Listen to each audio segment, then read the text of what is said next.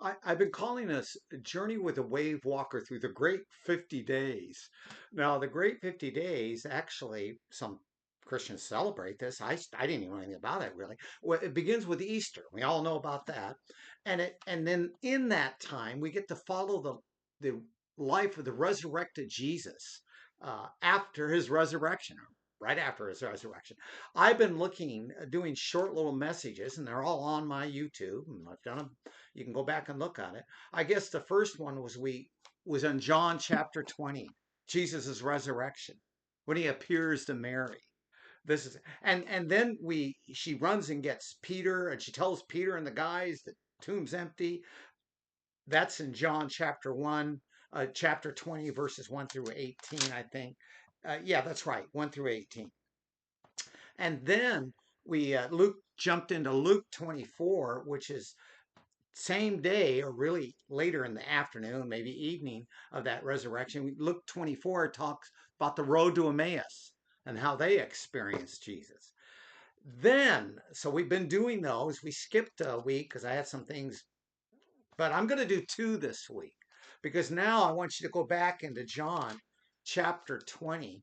And this is uh, uh, this is John 20, verses 19 through the end of John 20. And you'll picture up because if I were one of the disciples and I'm thinking, I'm hearing about these resurrection appearances, Jesus showing up here with Mary, the guys on the road to Emmaus, and all these reports, I would be, how come he hasn't shown up with us yet? Aren't we the dudes? Aren't we the guys? Well, in John 20, verse 19, he shows up and they're all together, but the doors are locked because they're frightened. At least they're staying together, but they're frightened. And Jesus, even though they heard these things, is it maybe, I don't know, and Jesus appears. You've got to read this, it's great. They think he's maybe a ghost. He goes, I'm not a ghost, give me something to eat. and they're going, oh, it's Jesus. He's resurrected. That's fantastic. And they were all there. No, no, they weren't all there. One of the disciples was missing, Thomas. Yeah, and the nickname we've always given him is Doubting Thomas. But I think we gave him a bad rap. Let me tell you why. Because as soon as Jesus appears, and somehow he's gone, and or something, and they say, we got to go get Thomas. We got to find Thomas. Thomas isn't with us. Now, he must have been in Jerusalem, but he wasn't with them. Jesus is always saying, stay together, be in Jerusalem. And Jerusalem, I think, is more than just a place. Two or three are gathered in his name. You're in Jerusalem. Anyway, they go get him. And I don't know how long they took to find him. But they finally said, Thomas, we found him. Found who? Jesus. He's dead. No, he's not. We've seen him ourselves. And Thomas says, well, I'm not going to believe until I see him, till I touch him. I don't think he's being a doubter. I just think he's being realistic. It's like, yeah, guys, I see your excitement, but I'm not going to buy in till I see him. And that's 100% true. You're not going to have a relationship with Jesus until you see him, until you let him touch you. And there's many ways we see and Jesus touches us. Well, he comes back. And now he's back with him 8 days, 8 days. And then it says Jesus appears again. And the doors are still locked. Isn't that amazing? The doors are still locked. Maybe they're still frightened. Maybe they just imagine it together. I don't know. But Jesus comes and says, peace be with you. I love it when he says, peace be with you. And he looks at Thomas and says, Thomas, you've seen me, but now come and touch me.